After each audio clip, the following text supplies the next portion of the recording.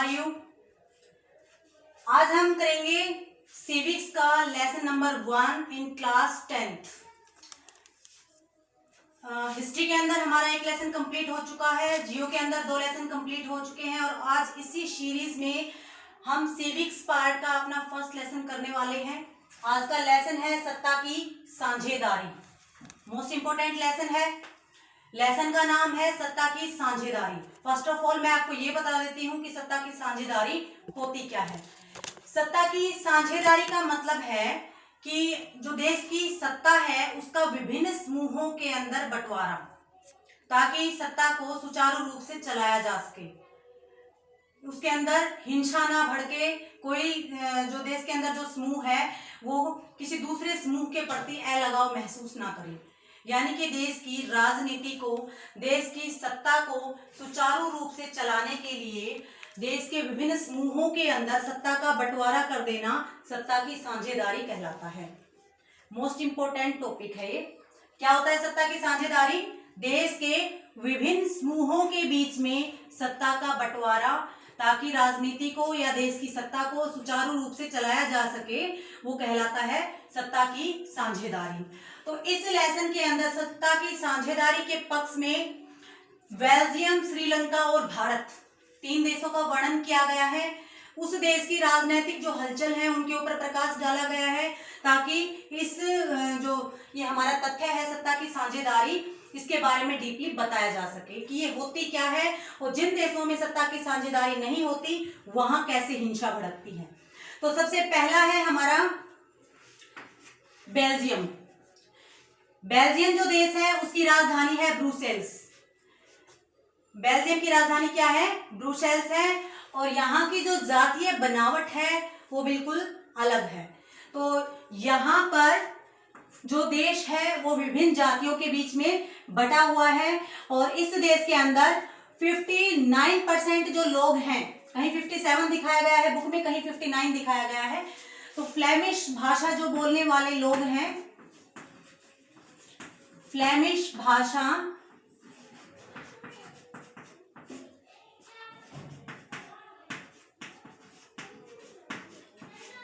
बोलने वाले, यहाँ पर कितने प्रतिशत लोग हैं जो फ्लेमिश भाषा बोलते हैं? वो है 59%। कहीं कहीं ये 57 भी दिखाया गया है, लेकिन ये है 59%। बेल्जियम की राजधानी क्या है? ब्रुसेल्स। और बेल्जियम की जो जातीय बनावट है, ये जो मैं बता रही हूं ये जातीय बनावट है, ये जातीय बनावट। तो जातीय बनावट में फ्लेमिश भाषा बोलने वाले जो लोग हैं उनकी संख्या कितनी है? 57%। Then French,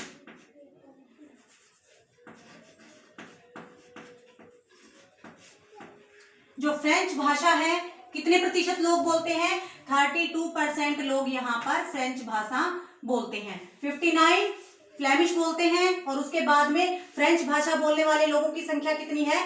32। और इसके बाद में 0.7% जो लोग हैं वो कौन सी भाषा बोलते हैं? जर्मनी भाषा, जर्मन भाषा, जर्मन भाषी। कितने प्रतिशत लोग हैं जो जर्मन भाषा का यूज करते हैं? 0.7। इसके अलावा 10% लोग ऐसे भी हैं जो 2 भाषा बोलते हैं, 2 प्रकार की भाषा बोलते हैं, 2 भाषाएं बोलते, यानी कि द्विभाषी हैं।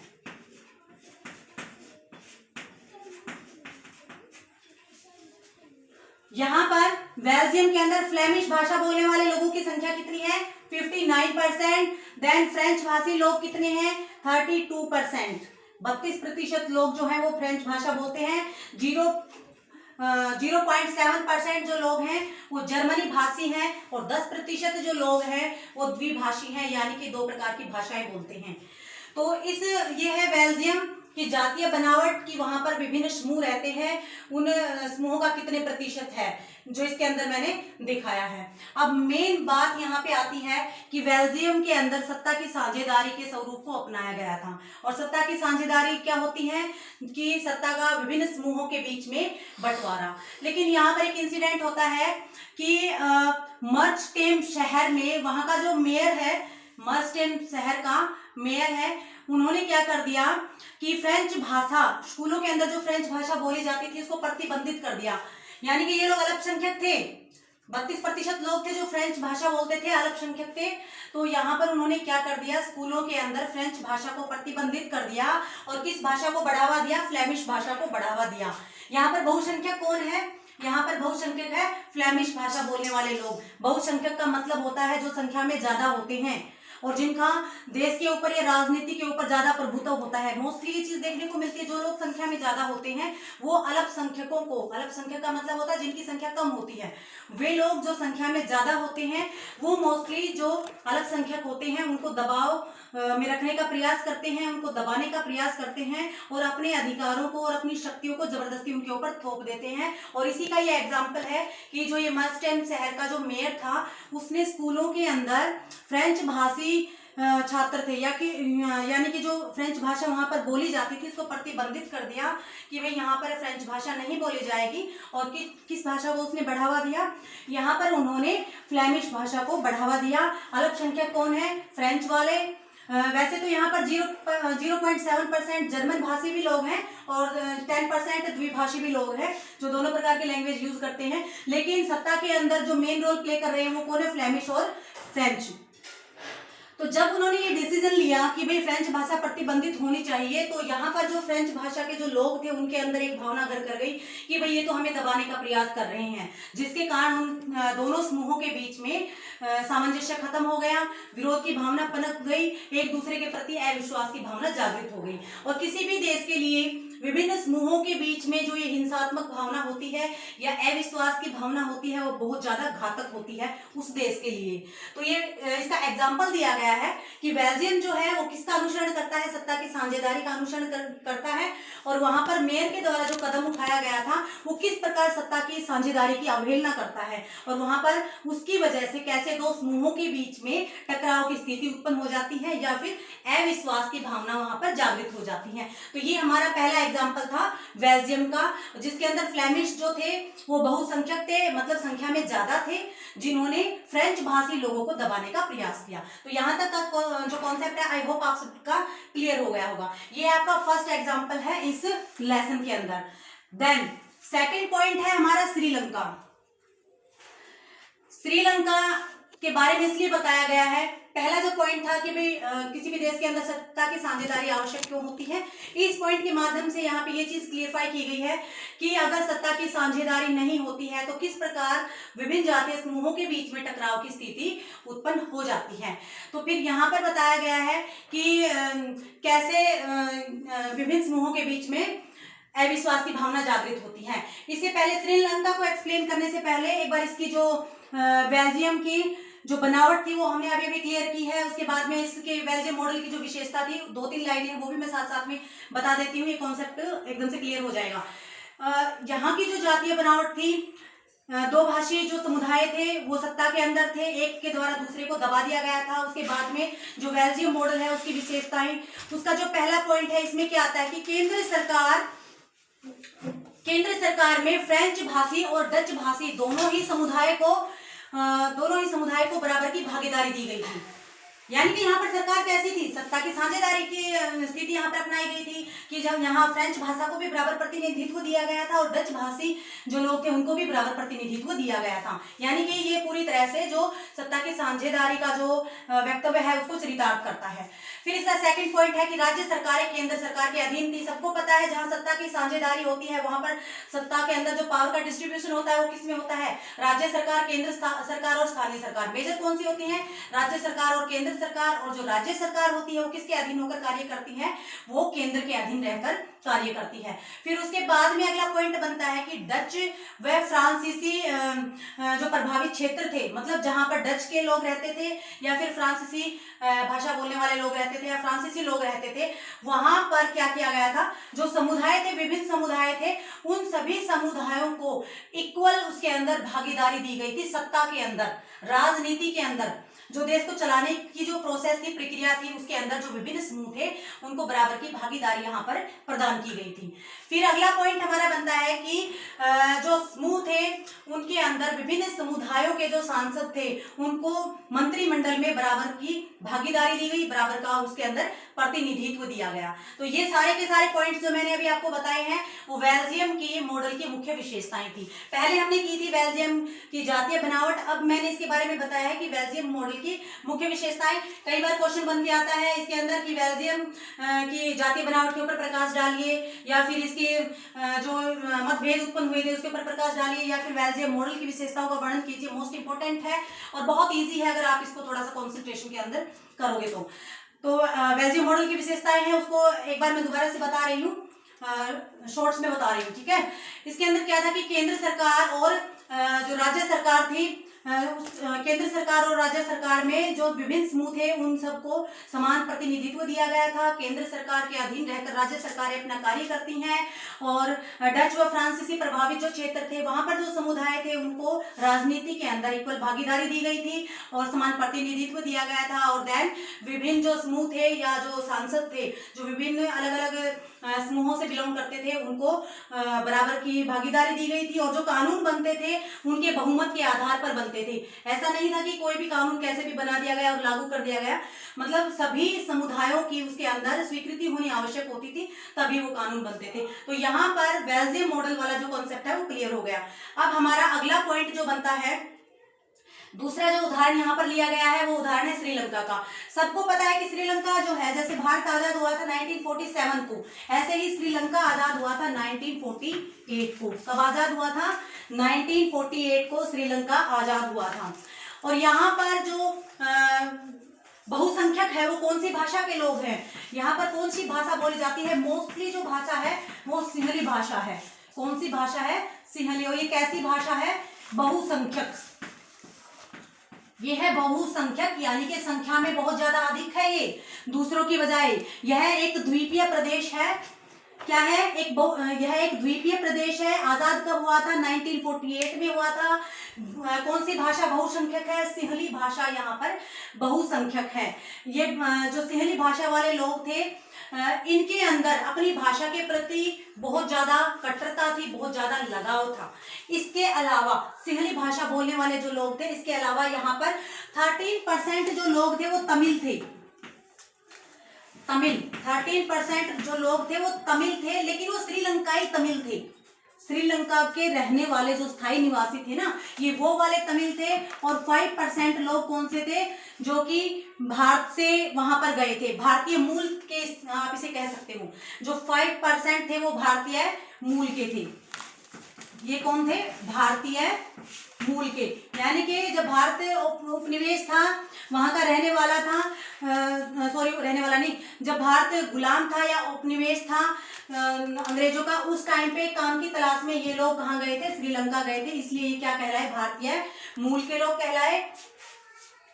और जो 13% है वो कौन से हैं? ये श्रीलंकाई तमिल हैं। ठीक है, ये क्या है? श्रीलंकाई तमिल। तो एक बार दोबारा से बता रही हूँ, श्रीलंका 1948 में आजाद हुआ था। यहाँ पर सिंहली भाषा के जो लोग हैं वो बहुसंख्यक हैं, और 13% लोग हैं वो तमिल भाषा बोलते हैं। और ये तमिल भाषा नहीं, तमिल समुदाय से बिलोंग करते हैं। और ये तमिल कौन से हैं? ये श्रीलंकाई तमिल हैं। और उसके बाद में 5% जो है तमिल वो भारतीय मूल के तमिल हैं।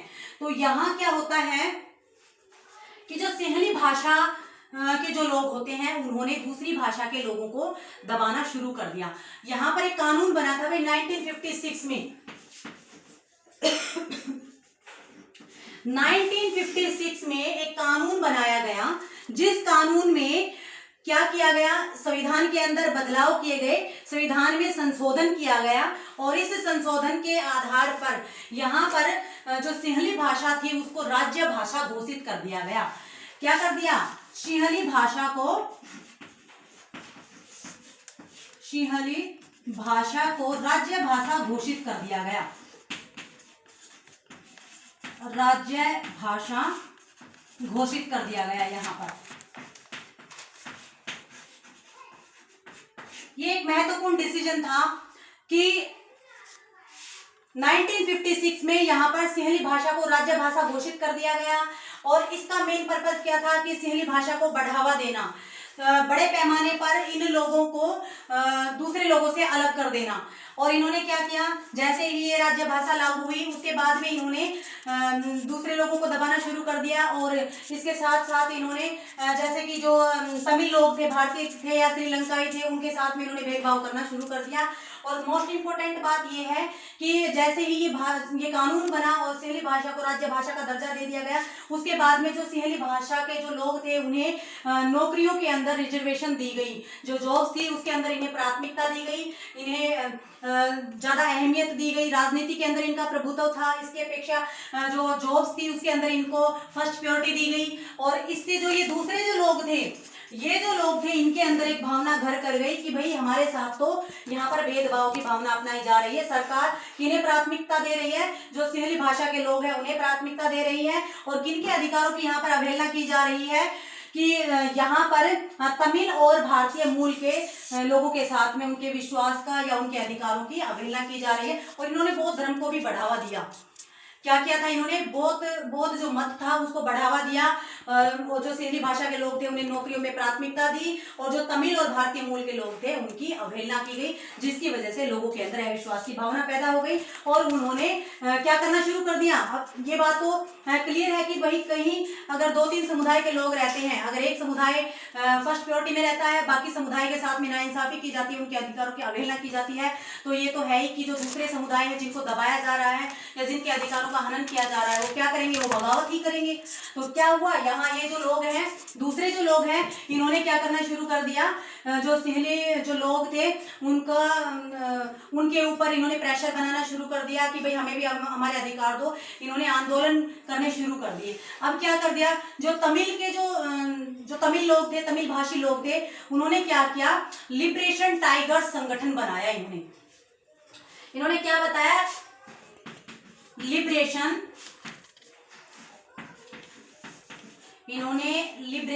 टाइगर्स संगठन बनाया।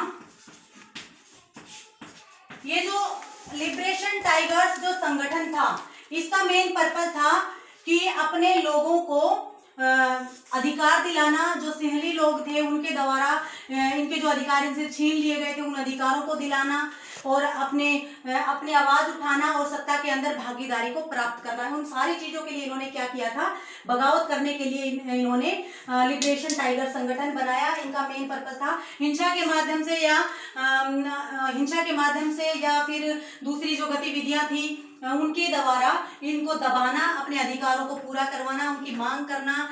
इन चीजों के लिए इन्होंने क्या कर दिया, दंगे फसाद करने शुरू कर दिए, मार पिटाई का जो काम था वो शुरू कर दिया, हिंसा भड़कानी इन्होंने शुरू कर दी, जिसकी वजह से यहाँ पर जो लोग रहते थे उनके बीच में हिंसा भड़क गई।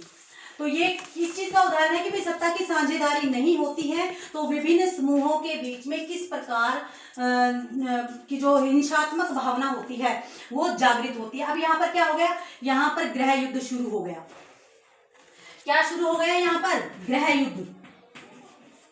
युद्ध यहाँ पर शुरू हो गया। अब गृह युद्ध का मतलब क्या होता है कि देश के अंदर विभिन्न समूहों के बीच में संघर्ष बढ़ जाना, हिंसात्मक संघर्ष बढ़ जाना, एक समूह के द्वारा दूसरे समूह को दबाने का प्रयास करना या अपने अधिकारों की मांग के लिए हिंसा पर उतर आना, मरने या मारने के ऊपर उतर आना, वो क्या कहलाता है, गृह युद्ध कहलाता है। गृह युद्ध का मतलब घर का युद्ध, यानी कि देश के अंदर या घर के अंदर के लोगों के बीच में युद्ध या फिर देश के अंदर दो समुदायों के बीच में युद्ध, क्या कहलाता है, गृह युद्ध कहलाता है। ठीक है, और इस गृह युद्ध का पूरा श्रेय किसको जाता है, ये जो लिबरेशन टाइगर्स जो संगठन बना था तमिल लोगों का अपने अधिकारों की प्राप्ति के लिए, उन्होंने ये शुरू किया था। किसके विरुद्ध शुरू किया था, जो सिंहली भाषा के लोग थे उनके विरुद्ध इसको शुरू किया गया। और इसी चीज के चलते एक चीज हुई थी भी 1991 में, सबको याद होगा 1991 में क्या हुआ था, ये जो आतंकवादी जो संगठन बना था इसने भारत के पूर्व प्रधानमंत्री राजीव गांधी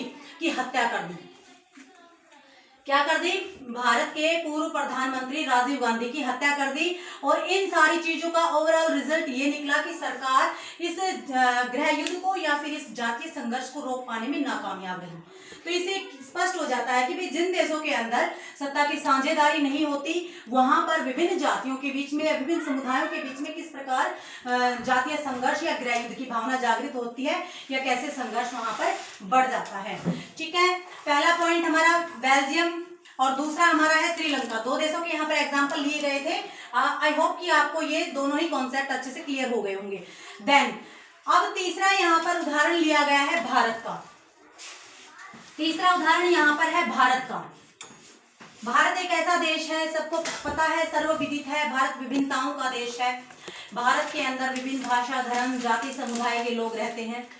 यहाँ का कल्चर, यहाँ की धार्मिक आस्था, यहाँ का रहन सहन जो भी है सब कुछ डिफरेंट है। सब कुछ सारी चीजें एक दूसरे से अलग हैं। ये ऐसा देश है जहाँ हर 2 किलोमीटर पर भाषा बदल जाती है, पानी का टेस्ट बदल जाता है, लोगों के हाव भाव और विचार बदल जाते हैं। और ओवरऑल कहने का जो मतलब है कि विभिन्नताओं का देश है और विभिन्नता में एकता के रूप को ये दिखाता है कि भाई कैसे हम जैसे कि बहुत सारे मोतियों को जोड़कर एक माला बनती है, ठीक उसी प्रकार बहुत सारी विभिन्नताओं को जोड़कर भारत देश का निर्माण हुआ है। तो भारत एक ऐसा देश है जहां पर विभिन्न समूह हैं और यहाँ पर सत्ता की साझेदारी जो है वो पूरी तरह से चरितार्थ होती है, क्योंकि यहाँ पर सत्ता का जो वितरण है, सत्ता का जो बंटवारा है वो अच्छी तरह से किया गया है। अब क्या है, भारत के अंदर सत्ता की साझेदारी क्यों आवश्यक है? ये पता है कि भारत विविधताओं का देश है। यहाँ पर लोकतंत्रात्मक शासन प्रणाली है। लोकतंत्र का मतलब होता है लोगों के द्वारा। लोकतंत्र का मतलब होता है लोगों के द्वारा, लोगों के लिए, लोगों का शासन। भारत एक लोकतांत्रिक देश है। यहाँ पर जो हमारा प्रतिनिधित्व होता है उसका चुनाव जनता के द्वारा किया जाता है। तो लोकतंत्र के अंदर जो भी डिसीजन होते हैं, अंतिम जो निर्णय होता है वो किसका होता है? जनता का होता है। और जनता के द्वारा, जनता के लिए, जनता का ही शासन होता है, जिसे हम लोकतंत्रात्मक शासन प्रणाली कहते हैं।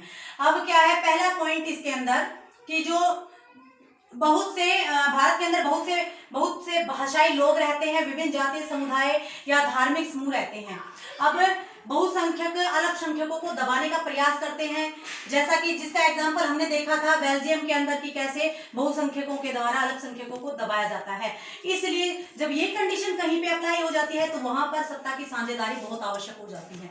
क्यों आवश्यक हो जाती है? क्योंकि सत्ता की साझेदारी के माध्यम से ही इस तनाव को या इस हिंसा की भावना को खत्म किया जा सकता है। और भारत एक ऐसा देश है जहां पर सत्ता की साझेदारी को अपनाया गया है। अब सत्ता की साझेदारी के पक्ष में 2 तर्क दिए गए हैं। पहला है नैतिक और दूसरा है नैतिक। जो पक्ष है वो भी मोस्ट इंपोर्टेंट है और जो इसका दूसरा पक्ष है वो भी मोस्ट इंपोर्टेंट है। हमेशा इसके अंदर से क्वेश्चन बन के आता है। नैतिक पक्ष जो है यह आधुनिक लोकतंत्र के लिए लाभकारी होता है।